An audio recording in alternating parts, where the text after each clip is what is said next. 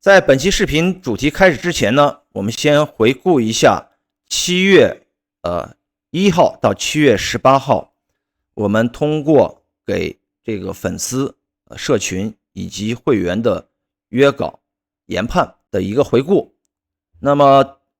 从7月1号到7月18号，我们一共是诊断了51支票啊，在这51支票里面，按照我们当时的预期看涨或者看跌，实现这个10%以上的涨跌幅的话，有14支票啊实现了。那在这14支票里面，有5支票整体的涨幅是特别大的，比如7月7号的港股浪潮数字，7月8号的美股 NAIL 啊，这都是涨幅在40%以上的，以及这个7月14号我们出的这个优等生计划的港股平安好医生，涨幅截止到目前的话已经有80%，并且在7月16号啊，这个港股森松国际以及7月17号的港股乐普生物分别涨幅达到了42%和67%。所以说通过我们这一个阶段的回顾，我们就能知道，那么之前给大家研判的这些票，如果按照预期发展的话啊，都能实现不少的一个收益。好，接下来那么我们就进入到本期视频的一个主题啊。本期视频我们要说的是美股啊，美股的特朗普媒体科技集团。其实这支票之前我们在7月11号说过，当时我整体是看跌的。那么刚才我们在这张表里面其实也有体现，7月11号。7月11号的话，当时看跌的，那截止到目前它整体跌幅是14%啊，14%。当时看跌的一个主要原因是认为它从相对的高位175美元左右开始的向下的调整走势并没有结束。那接下来我们再次来跟踪复盘一下。那第一个阶段的下跌，最高点是出现在175啊，175整，175美元，然后最低点是跌到了 12.40， 这是第一阶段下跌。整体走势是呈现了一个三波的形态啊，三波的形态。之后从 12.40 开始了反弹，最高反弹到了 79.38， 此处的反弹走势它也是一个三波形态。通过之前两段整体走势的一个结构，那后期我们向下大致会有一个预期，就是说这里出现双重三浪的概率非常大。第一阶段的调整 W， 反弹的三波形态 X， 那也就意味着从 79.38 开始向下，它整体走势也会走一个双重三浪啊，双重三浪。那么我们具体来继续细分，此处首先是向下走出了一个三波的向下调整形态，这个阶段应该是完成了双重三浪的最后一轮走势外浪当中的第一波，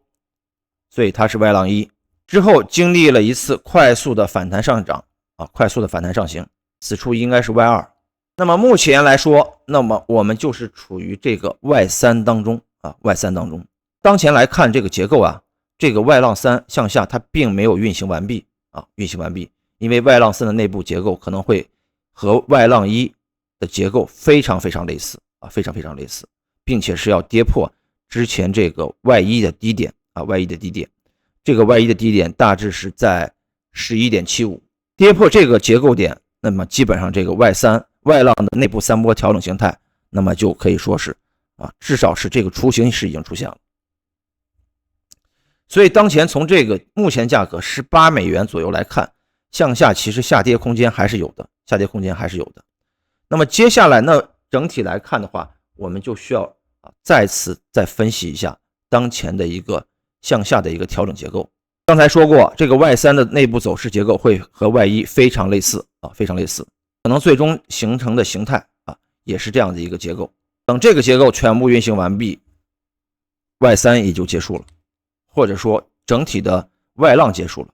往更高的说，就是向下的双重三浪的 WXY 结束了。所以当前来看，整体向下的结构可能还没有最终走完最后这个外浪三啊，外浪三，短期可能有反弹啊，短期可能会有反弹，但是我们必须要看到这个整体结构的全部出现，我们才会认为啊这波下跌调整全部结束。所以当前虽然在局部底部它可能会有一些反弹走势，但是整体的预期我们依然以看跌为主，这是目前我主要的一个思路。那后期如果说没有按照预期向下跌破这个 11.75， 反而向上运行，